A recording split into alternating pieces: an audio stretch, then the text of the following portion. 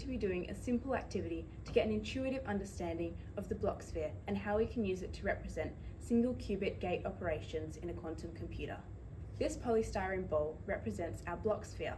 If we place an arrow on it, we can visualize it as a qubit. When the arrow is facing up, it is in the 0 state.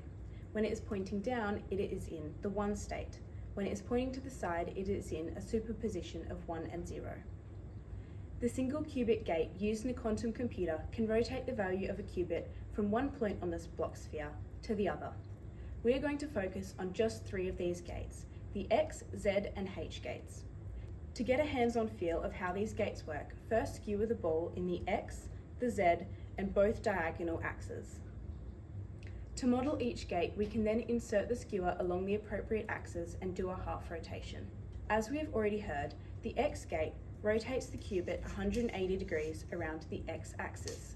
We can show this on our model by sticking a skewer into it along the X axis and rotating. We see that the arrow originally facing up now faces down. The Z gate is a 180 degree rotation around the Z axis.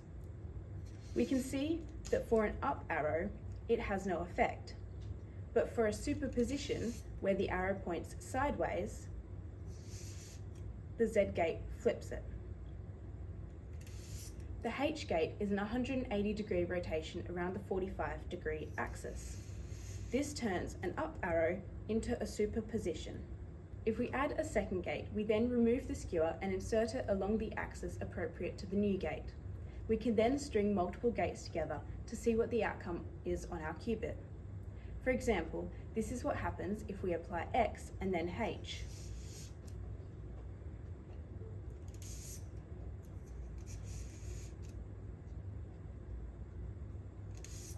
Similarly, this is what happens if we apply H and then Z.